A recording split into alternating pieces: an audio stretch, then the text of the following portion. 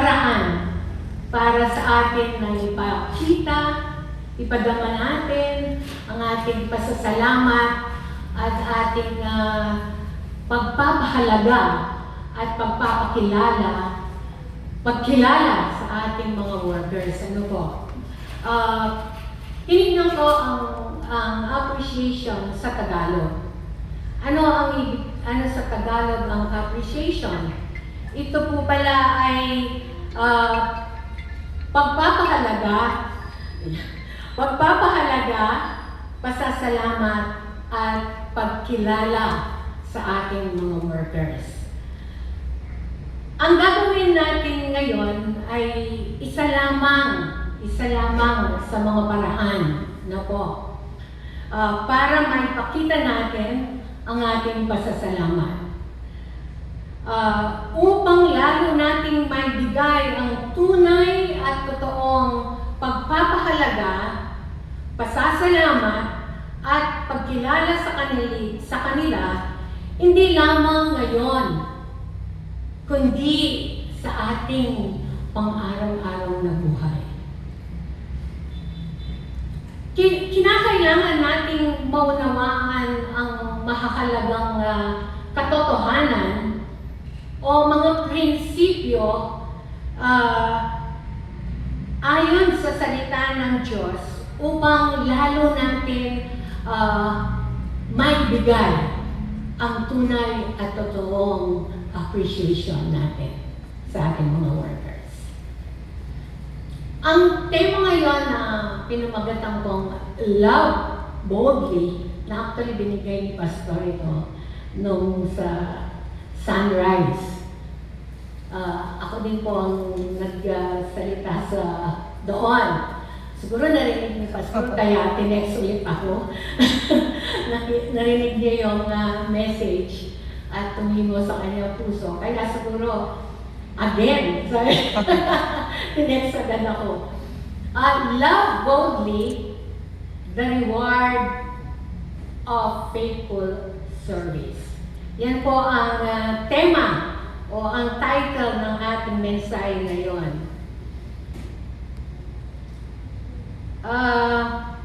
Alam po ninyo na kung wala itong love boldly sa ating mga workers, sigurado kong wala din yung katapatan nila sa servisyo.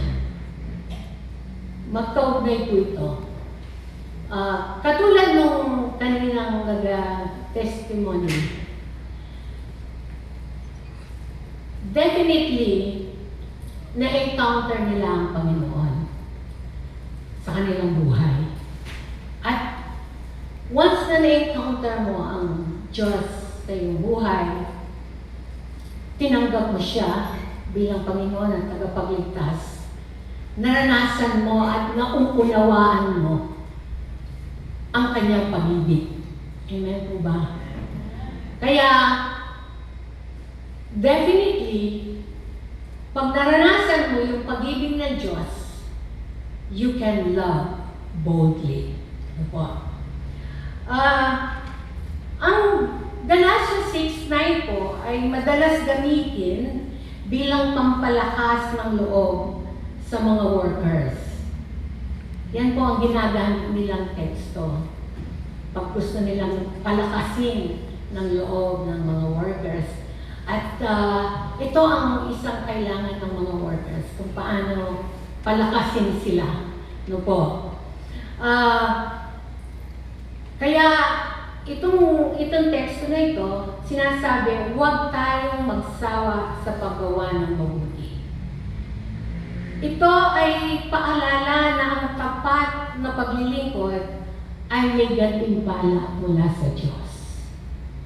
Amen po ba? So,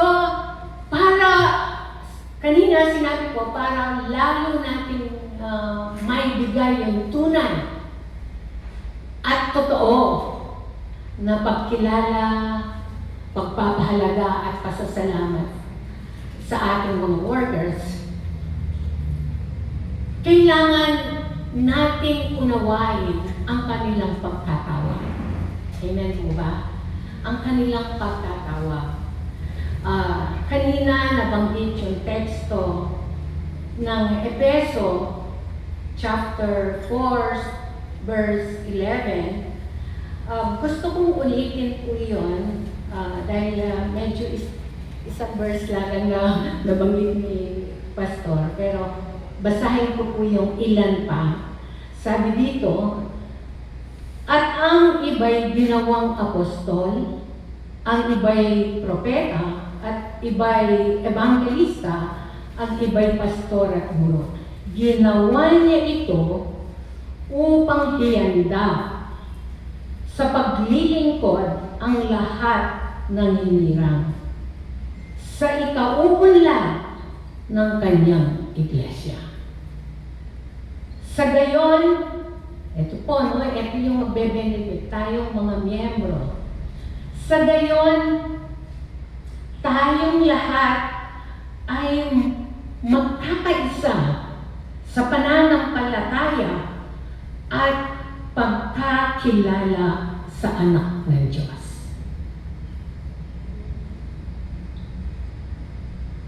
At magiging ganap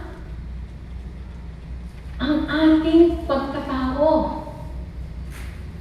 ayon sa pagiging ganap ni Kristo. Tingnan niyo po yung teksto na to na sinasabi, ang ating mga pastor ay pinlano na ng Panginoon yan. Siya ang gumawa. Siya ang tumawag. Siya ang pumili, ang Panginoon.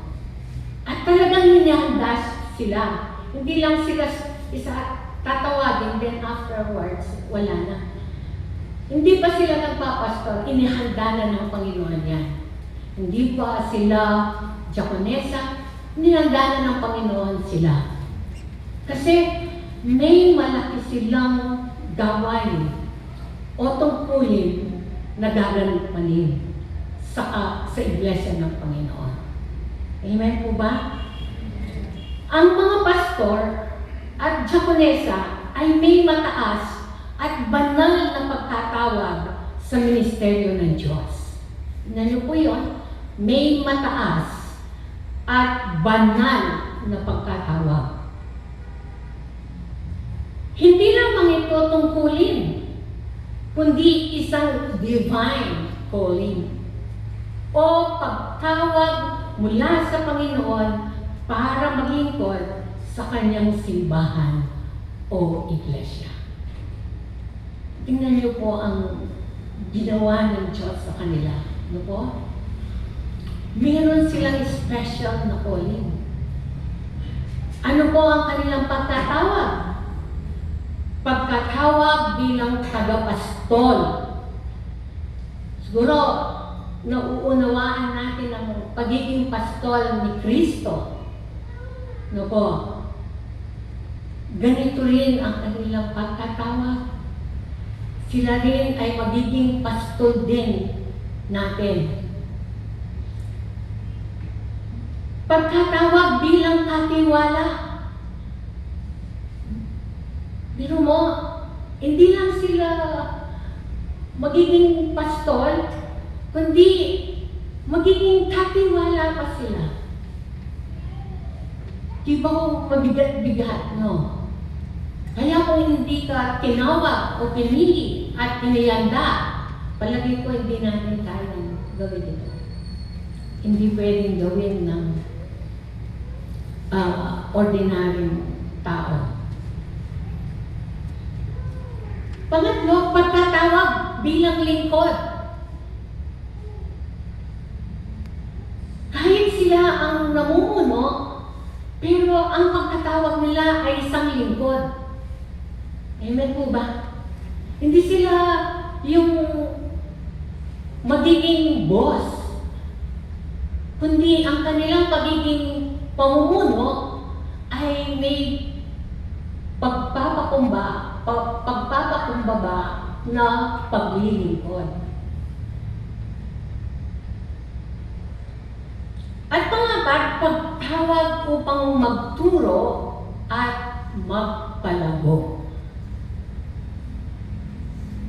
Hindi lamang, kumbaga sa once na tinanggap natin si Kristo sa ating buhay, sila ang magpapalago nun. Ganyan po kabigat, no? Yung paano mag-grow tayo spiritually. And sometimes, hindi lang spiritually yung pag-grow natin, yung even physically, emotionally, financially, kasama pa rin yun sa kanilang ginagawa. Ano po? At ang pamuli, pagkatawag na may gantimpala. So madaling salita, sila ay mga hinirang ng Diyos upang alagaan, gabayan,